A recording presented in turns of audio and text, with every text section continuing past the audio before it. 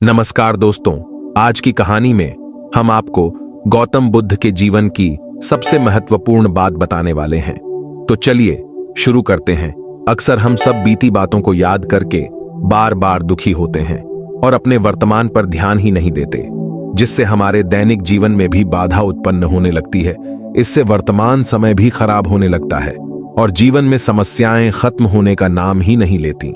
तो आज हम आपको गौतम बुद्ध की कहानी के माध्यम से आपकी इस समस्या को हमेशा हमेशा के लिए खत्म कर देंगे। एक बार की बात है, शिवपुरा नाम का एक राज्य था तथा शिवपुरा राज्य का राजा हमेशा अपनी बीती हुई बातों को याद करके हमेशा परेशान रहता था। लाख कोशिश करने के बावजूद भी उसकी बीती गुजरी बातों को नहीं भुला पाता और उन्हें बार बार याद करके हमेशा परेशान रहता था। राजा की इस परेशानी के कारण राजकाज कार्यों में भी राजा का मन नहीं लगता था। राजा के दरबारी व मंत्री भी इस समस्या का समाधान नहीं कर पा रहे थे। एक बार उनके नगर में एक साधु आया। साधु की ज्ञानप्रद बातों से राजा बहुत प्रभावित हुए। उसने साधु से पूछा, मैं राजा हूं, मेरे पास सब कुछ है, फिर भी मैं अपनी गुजरी बातों को याद करके हमेशा परेशान और ध्यानमग्न क्यों रहता हूं? मुझे क्या करना चाहिए? तो साधु बोला, अगर व्यक्ति की यादें अच्छी हो तो आपको दुख के समय अवसाद से बचाती है। वो ऐसी संपत्ति होती है जो गरीबी के समय खर्च होती है, आपको एक अलग प्रकार की ऊर्जा देती है, जिसके वजह से हम दुख से बाहर भी आ पाते हैं। लेकिन यादें दुख भरी हैं तो उन्हें भूलना जरूरी है, क्योंकि वो समय बीत गया। जो बीत गया वो कभी लौटेगा नहीं। वर्तमान ही आपका साथी है। हे राजन, आपकी इस समस्या को दूर करने के मैं जो मार्ग आपको बता रहा हूं, आप उस मार्ग पर चलकर इस समस्या से छुटकारा पा सकते हैं। राजा बोला, जो आज्ञा साधु महाराज, आप मुझे इस समस्या का हल बताने का कष्ट करें। साधु बोला, राजन, आप प्रतिदिन भेष बदलकर अपनी प्रजा के बीच में जाएं और यह जानने की कोशिश करें कि प्रजा का क्या हाल है और आपका राज्य कैसा चल रहा है। राजा ने भिक्षु की बात मानी और प्रतिदिन भेष बदलकर प्रजा के बीच जाने लगा। प्रजा के बीच जाने से राजा को बहुत हैरानी वाली बातें पता लगी। उसे पता चला कि प्रजा बहुत दुखी है। उसके राजकाज के कार्यों में कम दिलचस्पी लेने की वजह से राज्य के अधिकारी लापरवाह और रिश्वतखोर हो गए हैं।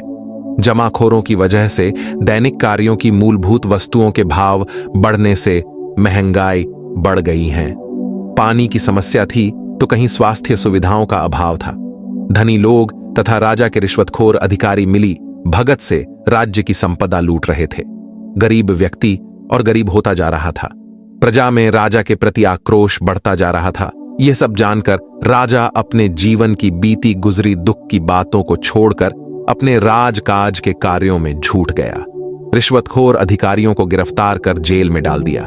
राजा ने खुला दरबार लगाकर प्रत्यक्ष रूप से प्रजा की समस्याएं सुननी शुरू कर दी और जितनी जल्दी हो सकता था उन समस्याओं का समाधान करने लगा। प्रजा के मन में राजा के प्रति सम्मान बढ़ने लगा। कुछ दिनों बाद साधु राजा से मिला और पूछा, राजन, क्या अब भी आप अपनी बीती गुजरी बातों को लेकर परेशान रहते हैं? राजा बोला, हे साधु महाराज, आपने तो मेरी अंधियारी जिंदगी में प्रकाश का दीपक प्रज्वलित कर दिया है। मैं अपने राजकाज के सभी कार्यों को छोड़कर अपनी बीती गुजरी बातों में उलझा रहा और अपने राज्य पर ध्यान ही नहीं दिया, जिसके कारण मेरी राज्य की सारी प्रजा बहुत दुखी हो गई और मेरे राज्य में रिश्वतखोरों की संख्या बहुत बढ़ गई। लेकिन आपके बताए मार्ग पर चलने से मैं अपनी बीती गुजरी बातों को भूल गया और अपने कार्य में ही व्यस्त हो गया। मुझे अपनी बीती गुजरी बातों को याद करने का समय ही नहीं मिला। यह सब बातें बोलकर राजा उस साधु के चरणों में गिर पड़ा और उन्हें दंडवत प्रणाम किया और अपने राज्य के मंत्रियों से बोला कि आज हमारे घर हमारे बहुत बड़े मेहमान आए हैं, इनके लिए अच्छे खाने की व्यवस्था करो और इनके लिए अच्छे कपड़े लेकर आओ। लेकिन साधु बोला, मुझे ना तो अच्छा खाना खाने का लालच है और न ही अच्छे कपड़े पहनने का शौक है। मैं तो केवल आपकी समस्या दूर हो गई, इससे ही बहुत खुश हूं, क्योंकि ज्यादा अच्छा खाना खाने से शरीर का नाश होता है और ज्यादा अच्छे कपड़े पहनने से सुंदरता का नाश होता है। आपने मेरे को इतना आदर दिया, वही मेरे लिए सर्वोपरि है। यह बात बोलकर साधु वहां से चला गया। इस कहानी का तात्पर्य यह है कि जो हो गया वो बुरा था, पर जो होने वाला है वो अच्छा ही होगा। कुछ लोग अपने अतीत के बुरे पलों की वजह से अपने आज को खराब करने में तुले हुए हैं। उन्हें ये नहीं पता कि जो हादसा हो चुका है उसे हम बदल नहीं सकते, उसे भूलने में ही हमारी भलाई है। अपने अतीत की बात को लेकर परेशान रहेंगे तो सिर्फ आपका आज ही नहीं बल्कि आपका भविष्य भी अंधेरे में चला जाएगा।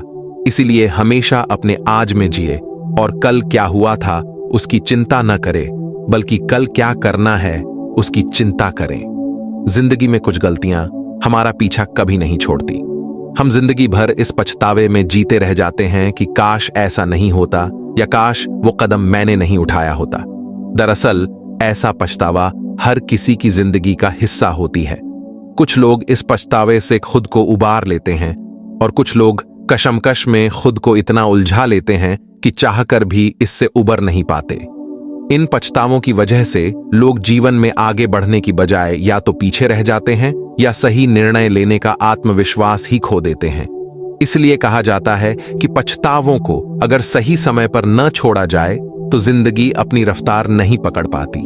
हालांकि बोलना जितना आसान होता है उसे कर दिखाना उतना ही कठिन, जिन्हें जीवन में अपनाकर आप पछतावों को छोड़कर भविष्य में आगे बढ़ सकेंगे, क्योंकि जो समय बीत चुका है वह कभी वापस नहीं आ सकता।